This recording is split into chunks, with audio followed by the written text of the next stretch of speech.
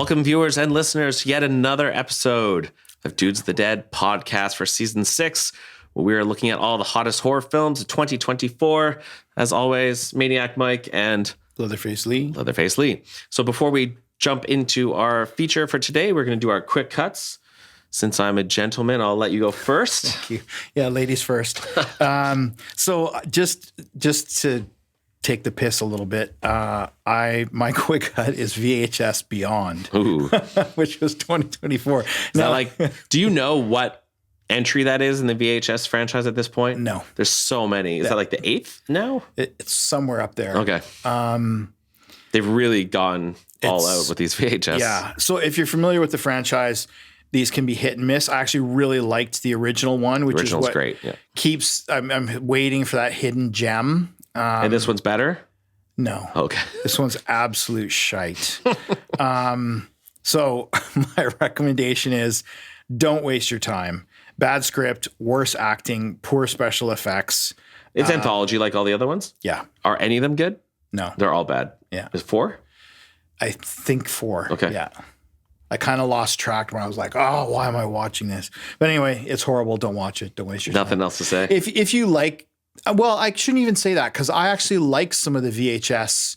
Like I found there are a couple of redeeming ones. I think it's not 85, VHS 85 or something. Yeah.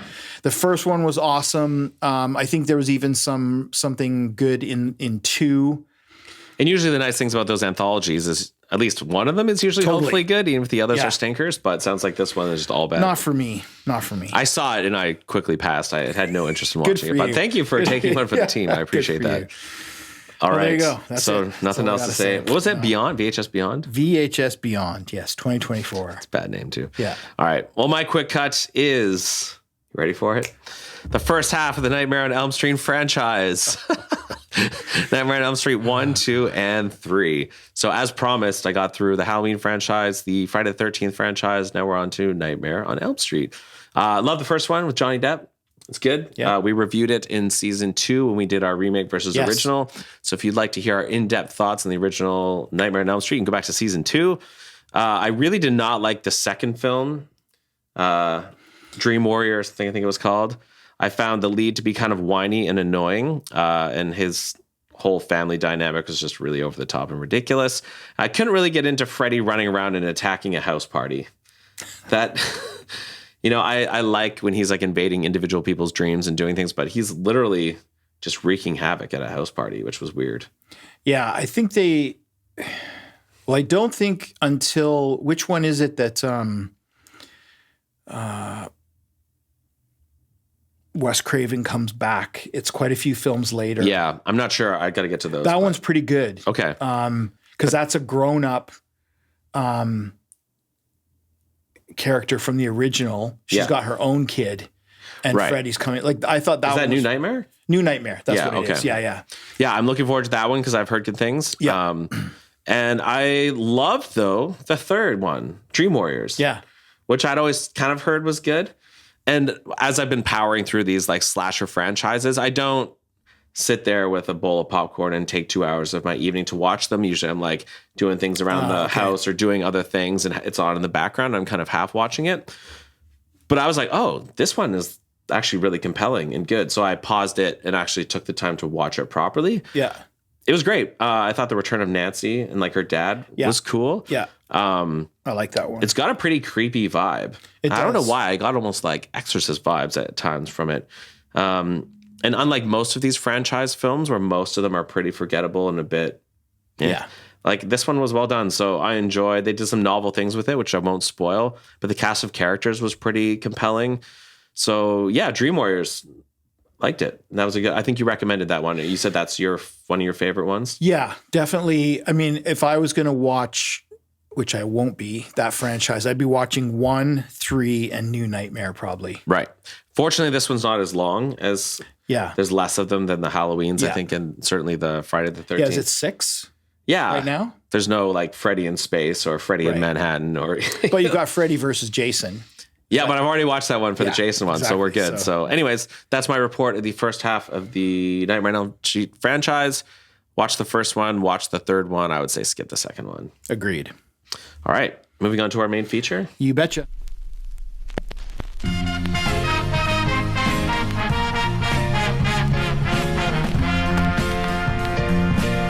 All right, today we are going to be reviewing Strange Darling. Oh, I watched the wrong film. Oh, no. Of the true story of the final known killings to the most prolific and unique American serial killer of the 21st century. You know you asked for this, right?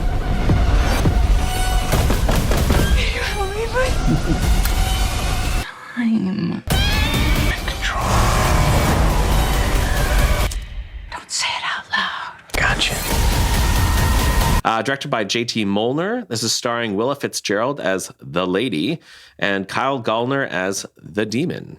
And he is from Smile, I believe. Oh, was he in the first one? Yeah, and I think he's in the second one as well. Oh, yeah, you're right. I just watched it. He is in that one. Yeah. So this received a 7.2 on Internet Movie Database, a 95% critic score, and also respectable 85% audience score. And the synopsis goes, Strange Darling is a suspenseful thriller that follows a woman known only as the Lady who finds herself in a perilous encounter with a violent man, the Demon. After a brief romantic liaison turns deadly. Set in the remote landscape of Oregon, the story unfolds in a non-linear series of chapters, presenting a psychological game of cat and mouse. Each segment gradually reveals the character's hidden intentions and the lengths they'll go to survive in this intense, ever-shifting narrative. It's probably one of the longer synopses we've ever read. Kidding. So I had heard a lot of buzz about this film. Yeah, I had heard that this was very good. Some of our friends had said this was their best film of the year or their favorite movie of the year. Yeah, or right up there anyway. So I went in with slightly elevated expectations, but I was very impressed and I really enjoyed watching this one. I find the opening shot where she's running over the hill just grabs your attention right away. The non-linear approach of chapters, I believe it's 6 chapters. Yeah. With the epilogue. And the thing I like about that, which is kind of reminded me of Memento. I was thinking about that, yeah. Where you know something that happens in the future, but you don't have the context of what happened before. And I think this director really plays around with audience expectations and really manipulates them in some fun ways. So this is a real ride. I really liked it. What did you think? Yeah, me too. I mean, it was not a chore to go back and rewatch it. I think last night or the night. No, last night.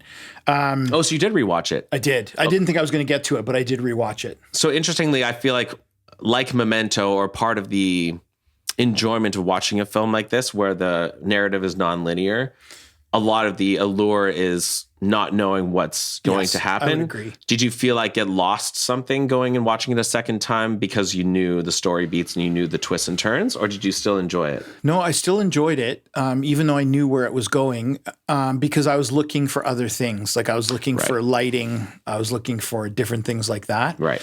And again, I'm going to have to admit, this is one of the ones where the trailer kind of, I guessed the twist before it came. Oh, shoot. And we will not, if you've not seen this movie, do not even watch a trailer. Go in completely blind, and we will not say anything about.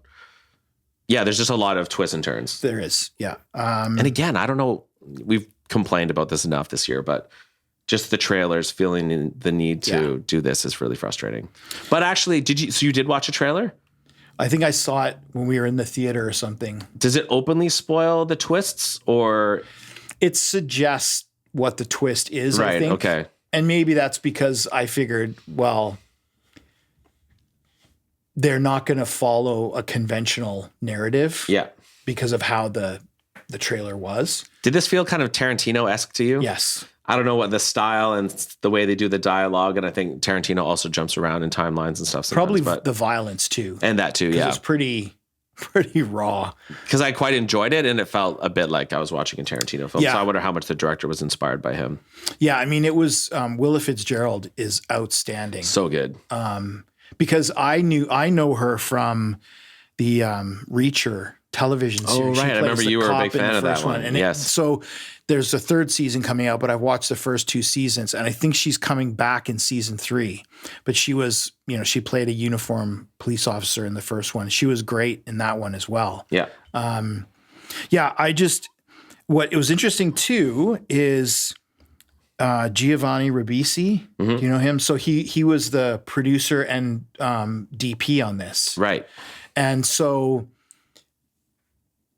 he was one of the producers. But it's really interesting because this was filmed in 35 millimeter, and they make a big deal about that at the beginning, right? Did you like that, or do you think that's kind of pretentious? Yeah. I've heard some people crapping on that. Yeah, I think it's like allow the film to speak for itself. Yeah. And instead of Hey, everybody, I shot that 35 millimeter. It's like, I mean, I guess it's no different than James Cameron making a big deal about shooting everything digitally for Avatar or whatever. And because film and vinyl, you know, have made a resurgence, film in particular in the last few years, it's super expensive. And the danger with film is if you don't know what you're doing, it's hard to recover. Like if you're not lighting it properly or whatever. So I appreciated that, but yeah, I would agree. It's a bit pretentious to throw it up right at the beginning. And what do you think of this tendency? I feel like so many films do this where they're like, this is based on the serial killer and their final moments. And this is the film. Like, I think everyone knows that that's just not true anymore. Should they just stop doing that? Or do you feel it still adds to the... Well, that's interesting because I feel like it was a nod to Texas Chainsaw. Yes. Right? Even the way it's not... So you feel like it was done as homage rather than I think so. Okay, that's fair. I can buy that. Yeah. That's how it came across to me anyway. Me too. Because even his tone and his diction, because it's Jason Patrick who does the voiceover for that, I think.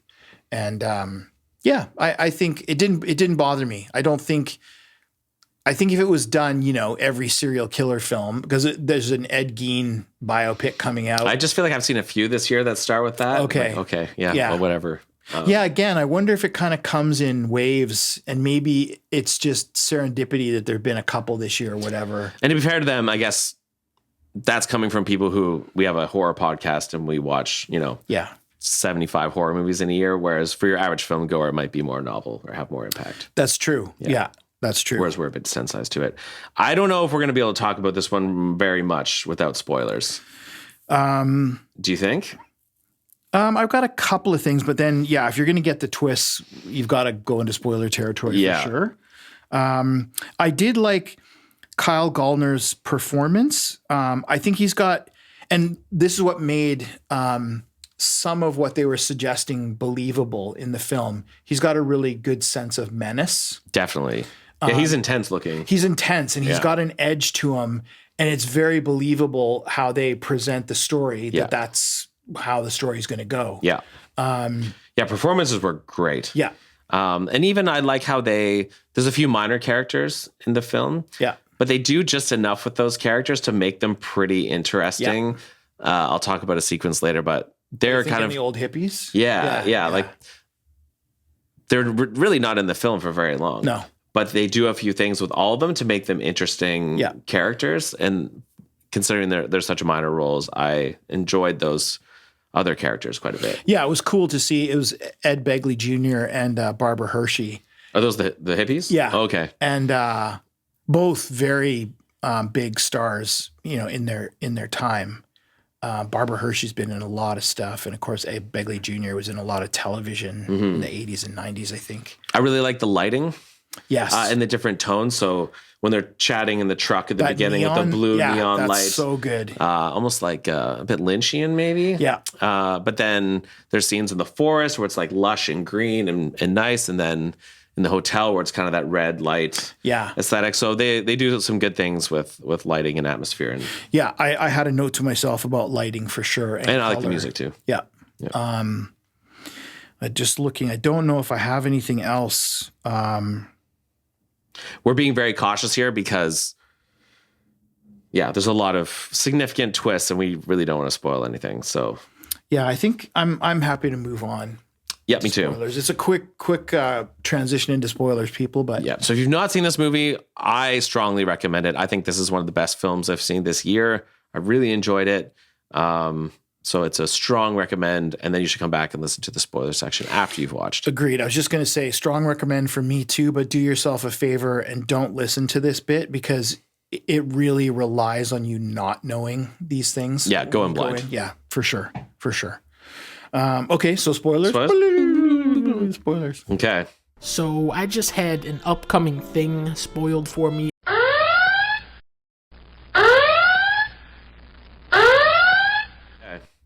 Just going back to the side characters, that scene where they're making the breakfast was hilarious. Yeah. Like it starts with like sausage and then eggs and then pancakes, whole and then pat of strawberries, butter. and then butter, and then whipped cream, and then syrup. Like this was like a heart attack in a. Oh, for sure, for sure. And yet there are these like kind of small statured, relatively fit looking hippies eating this like ridiculous breakfast. I thought that was funny, right? Like in a film where that really had no business being there. No. It was just this added little, and that maybe felt a little Tarantino-esque to me. But just taking the time to show this ridiculous breakfast made it fun and kind of developed those characters and just got me more engaged. Yeah, definitely. I mean, that's an editing trick to release some tension because you got the breakfast and then they're doing the Scott Baio jigsaw puzzle. So yeah, I think they served a purpose, but were also little interesting side note characters as well. Yeah, and I think a lot of films would just not take the time to develop them. They're like, oh, knock on the door, here's these hippie characters, and that's it. But it gave you enough, and it gave you a sense of like their relationship, and they have this ritual where they sit down on their whatever morning and do this thing together. And so it really developed kind of the strength of their relationship. Yeah. So when things happen to them, I found myself kind of sad. Yeah. I mean, because it was, I think it's just like when Willa's character, the lady, goes into the motel front lobby area, and you see the lengths that she's willing to go to. Yeah. I think that's what these characters do for us as well. Yeah. I mean, they're innocuous older people who are just having a Sunday brunch or whatever, and they're willing to help her. Mm-hmm. They, bring, and I always cringe at those scenes because it's like, you've got somebody who's willing to help you, and you're just going to be, the person that you are and kill them, right? Which, of course, the twist in this film is that you would think that the devil character is the killer and the lady is the victim, but surprise, it turns out that she is in fact the killer and he is the victim. The electric lady. The electric lady. Which I thought you saw it coming though. Well, I think they hint at it strongly because there's the line they show in the trailer. And this makes me so glad I'm not watching trailers right now. Because there's a line from when they're in the blue neon. Yeah. And she says, I just have to ask you a question. Are you a serial killer? Yes. And I just thought, okay, that's going to be turned around somehow. And so if they hadn't have done that, I don't know that I would have clued in as quickly. Yeah. But right away I could see. So we start on chapter 3. Yes. And he's chasing her in a car. Yes. And even the first scene, like she's running over this hill looking like she's been through some horrific ordeal, and looks panicked and terrified, and she goes to the woods and she's cut. And just the fact that he's called the devil, we assume that, he's the serial killer chasing her and she's the victim. But then when they go back and they unveil how everything unfolds, it's pretty clever. Yeah, I agree. And I do like when they're done well, those movies are so good because the director just understands where to cut a scene. Yes. To not give you too much. And then it's compelling you to want to see what happens next. Yeah. So when you think you're watching a film about a notorious serial killer, in psychology, we talk about availability heuristics. So it's like a mental shortcut humans take, and we just think of the most readily available example we can think of. And typically when we hear serial killers, we tend to think of a man. 100%. White man in his 30s. That's right. Right. So the director manipulates the audience pretty well by just making us assume that he's going to be the serial killer. So when she's the serial killer, it's a pretty fun twist. And it's the other thing that I like about it too, is that it's, I shouldn't say I like about it, but they're not afraid. Like she's violent. She's ruthless. She's nasty. And I always appreciate, I was saying to you, I think a couple of weeks ago, I watched a remake of a James Woo action film, his own remake called The Killer. And I don't know what it is about female assassin movies. Oh yeah, I remember you saying that. But there's just something about it that I really like. I think maybe there's a little bit of an underdog thing going on where you don't think this person can look after themselves, but of course they can very well. So throughout the film, who are you rooting for? In this one? In this one. Because if you say you're drawn to the female assassin character, were you rooting for her? Yeah, but she's not an assassin. No, she's a serial killer. So I do root for female assassins in those films because I think they have a set of skills and they're being paid for them. Yeah. She's doing it out of sheer glee, like the fun of killing people. And I think that's actually the role of the old hippies. Yeah. Because the interplay between him and her, they're kind of equivalent in a lot of ways. Like he's still kind of an intense guy. Yeah. But they're so cute and innocent. Yeah. And by having her kill them, it really puts her in the heel camp. I mean, when you start to see the story unfold and you know that he's coming after her, I'm like, okay. And I just, some of the stuff that he does that leads to his own demise, I'm like, okay, are you a rookie or what? Yeah. That shouldn't have happened. Yeah, like this film really plays with expectations in so many ways. So the first act is them in the car. Yeah. And she's kind of implying that they're going to have a one-night stand. But she's like, oh, if I go into a hotel room with you, a lot of men like to be violent. And then at some point they cut to a scene where he is like over top of her. Yes. And you see his flexed arms and chest and they're in the bed and he's strangling her. And you're like, oh, she was right. Yeah. And then you realize they're doing this kind of like hardcore kind of BDSM role play thing. Yeah. And it's actually her idea. Just all those things, like the way they unfold was so good. Yeah. I mean, they definitely lead you down. Did that get you? Like at that point? I did actually. I fell for that. I fell for it too, even though I guessed at what was coming. So I'm like, oh, okay, maybe I misread the trailer. Yeah. And then, it's very shortly after that you recognize she's running the show and she's wanting him to do these things. Until we get to Snuffleupagus. Yeah, Mr. Snuffleupagus. Which is her safe word. But even she plays it up. Exactly. Like even takes him for a bit of a ride that he had overstepped bounds and stuff, but she's just messing with him. Yeah. So she's really pretty twisted. Yeah, she's so manipulative and so like on a razor's edge in terms of her reaction time to things. Of course, I'm sure being coked up and whatever. I mean, she gave him ketamine, I think, but she took coke. Yeah, I mean, it's a real ride, and it doesn't really stop until like the last 3 minutes of the film. Yeah, and even the reveal, like that he's a police officer. Yeah. I didn't really realize that, but she has that realization too, which is going through his wallet. And what's the other one? Oh, like even when she goes to stab him.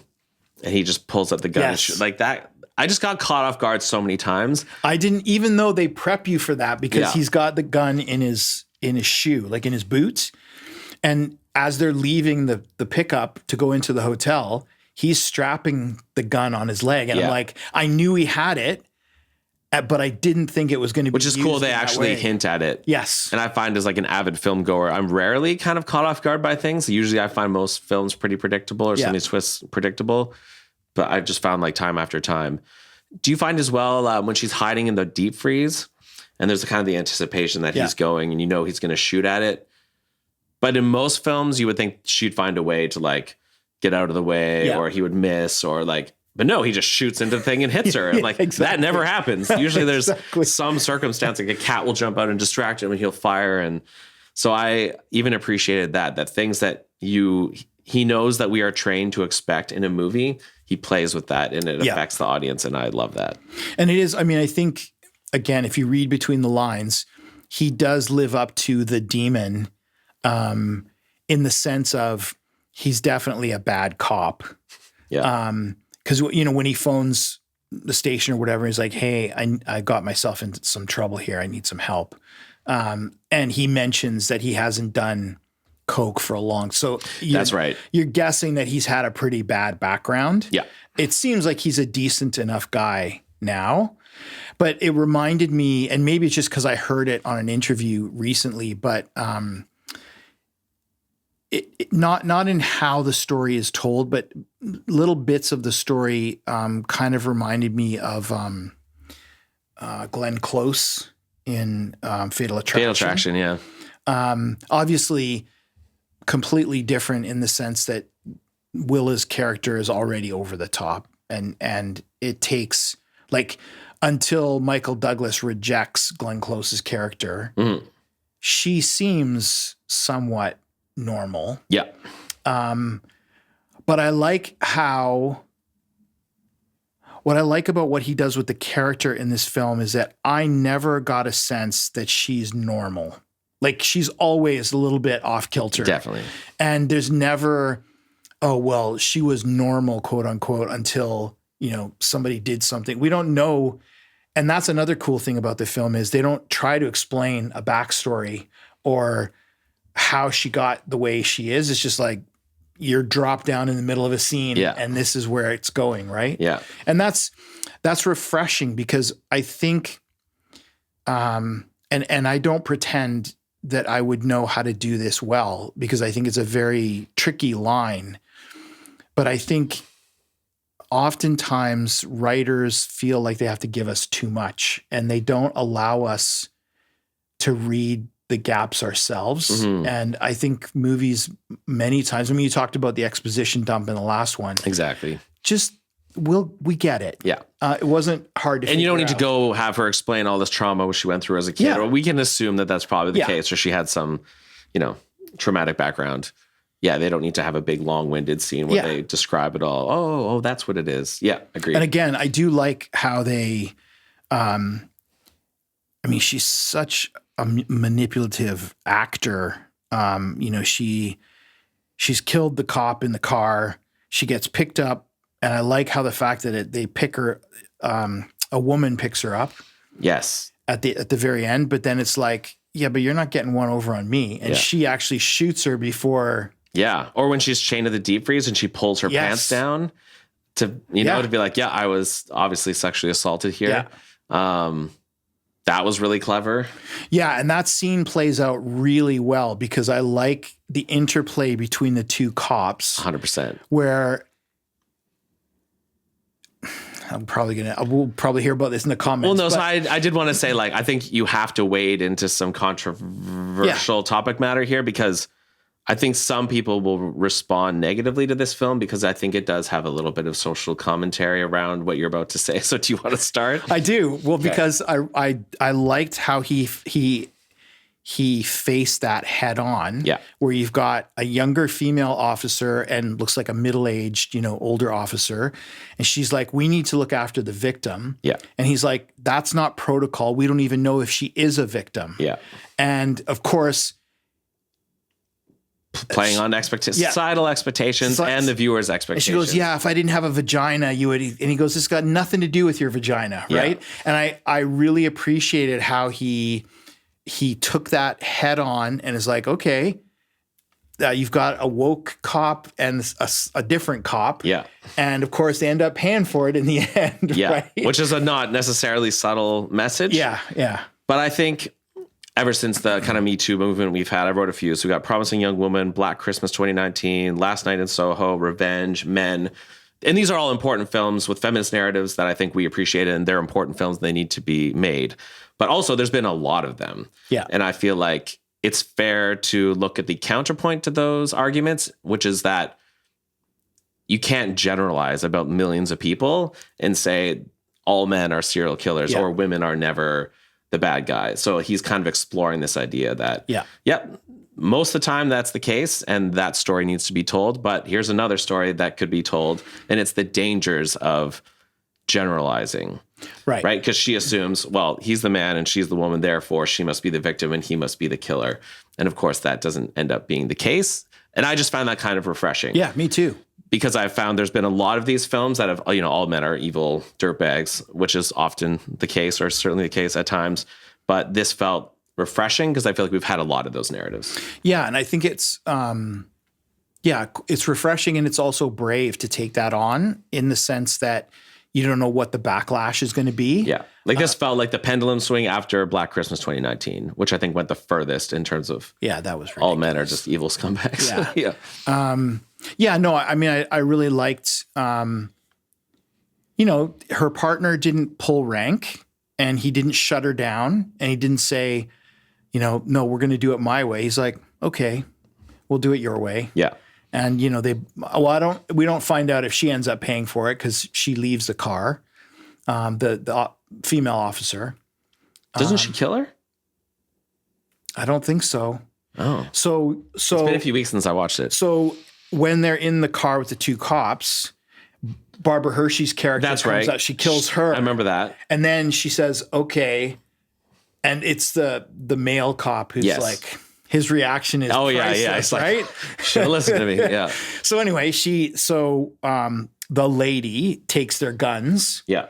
and then she ends up driving. And this was the only nod to perhaps the lady's character where he says, you know, are you going to kill me? And I forget how he phrases it, but she says, he says, why did you kill all those people? Mm-hmm. And she goes, well, sometimes I see demons or whatever. And then she sees his face kind of contorted in the mirror and shoots him. But I think the female cop gets away. Oh, interesting. Okay. Yeah. Because I don't remember, I just watched it last night, unless I'm blocking something. I don't remember her getting shot. She actually makes her leave the vehicle.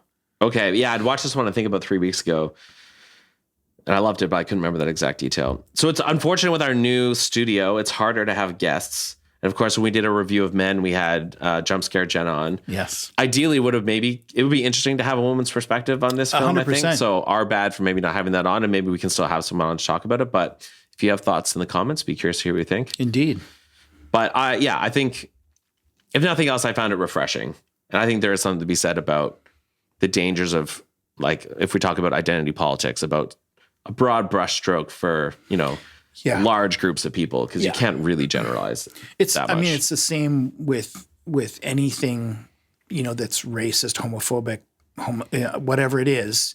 You can't generalize about an entire group of people, even if statistically, it's likely that this is going to happen. And taking the time to explore those edge cases. In this case, was really kind of fun and interesting. So and it was. I really liked what they did there. I mean, there've been. I suppose she falls into a bit of a femme fatale character. A lot more brutal than a lot of the femme fatale films. Because usually they, like, if you look back at film noir or whatever, when you have that kind of character, she's often got a gun or whatever, but not getting down and dirty with a knife, carving initials into people. Yeah. Who's the one famous female serial killer? They made a movie about her with Charlize Theron, Monster. Yeah. Do you remember the name of? Eileen Wuornos. Yeah. Yeah. So there's not many of them, but there are a few. There are. And I mean, there are also female serial killers who have fallen into partnerships with others. Yes, that's true. Right. Although they don't always to the same degree work on their own like men do. They do partner up. Yeah. Was it the bitch of Buchenwald who from the concentration camps who made lampshades out of human skin from the... So is it the butcher of Buchenwald as well? That might be the other name. Okay, yeah. Yeah, I think it's the same character. Did you have negatives? I had 2. I didn't actually. I liked the film time, like the run time. I don't really have anything I didn't like. So for me, I thought that this whole thing was filmed in 35 millimeter. I wrote, is that a bit pretentious? Yeah. So that's a nitpick. That's nothing big. I did find once the main plot line had resolved between the demon and the lady, the kind of epilogue stuff maybe went on a bit too long. Yeah. Like her with the cops and her with that other lady. That's fair. It kind of felt like it was this nice tight package that could have just ended. And I don't know if they needed to go for as long as they did exploring the kind of after effects, the epilogue part. I tend to agree. Where would you have wanted to see it end, though? When she shoots the cop? When the woman, because I think... Okay, so if it were me, I think it would have been cool. So when he's saying this isn't protocol, she's like, no, she's a victim. You could have had a shot where the cop car is just like you have a backed up shot, maybe from behind the house or like up high, and you see the cop car driving away, and then you hear a gunshot, and then it goes to black. That might have been kind of cool, just to be like, oh yeah, he was right, she was wrong, and she got the last laugh. But then you don't have to go into all the detail. Yeah, I mean, I wonder if because it was a short run time. It was 96 minutes, I think. So I wonder. Which I like too. Yeah, I like that because it kept the pace up. Like I agree with you. The pacing was really good until the very end. It almost seemed like somebody just pulled back on the reins and it's like, oh, we're done. Yeah. That would have been an interesting one. I don't know if I would have liked it if she didn't kind of get her desserts in the end. That's fair, yeah. Because I did like that it was a woman. That's true. It changes because she's not in control anymore. And I think that was the other thing with many of these films is people can men or women, can operate for a certain amount of time in this kind of context where they're killing people until something puts them over the edge. And then their behavior, they're not being as careful. They're not being as, and I think for her, it was getting shot. Yeah. Because she thought she was kind of invincible. Oh yeah, the look on her face, you can tell. Yeah. Yeah, I like that moment actually. So I see think that psychological shift. exactly. And that's kind of what sets her off on this rampage, right? Because she's trying to figure all this out. But yeah, I mean, those are fair critiques. But I had to reach for those because I loved the movie. Yeah, me too. I've not been this maybe engrossed or engaged in a film. Just I was glued the whole time. I was really the pacing is bang on. Like there's not a beat that they miss where you think that they linger too long on something or whatever. It just keeps moving. And that nonlinear storytelling when it works is so effective. Yes. Especially the twists and turns and how they play with your expectations. And we know this happened, but not knowing what happened before is so important. Because you couldn't do this with conventional storytelling because you'd know right away. Yeah, it would just, exactly. It would not be that interesting.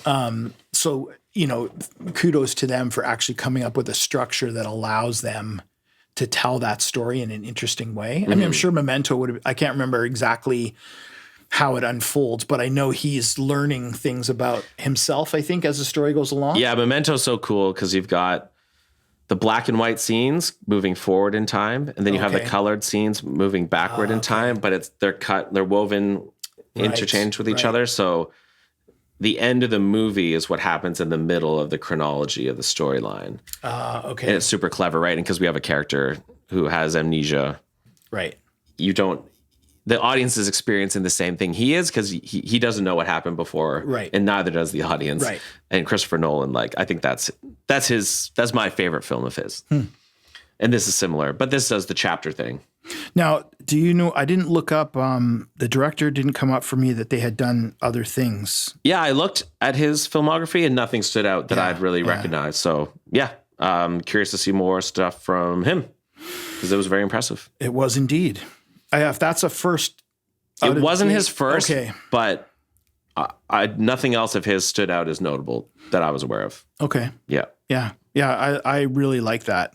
I imagine it might make it onto a list somewhere. Sometime. I'm wondering if that as well. So strong recommend from both of us for Strange Darling. Yeah. And again, you've listened to the spoiler section now, so I guess you're screwed. But if you didn't see it before the spoiler section, why? Why did you do that to yourself? Anything else to say about this one then? Nothing else to say about this except we'll see you in the aisles.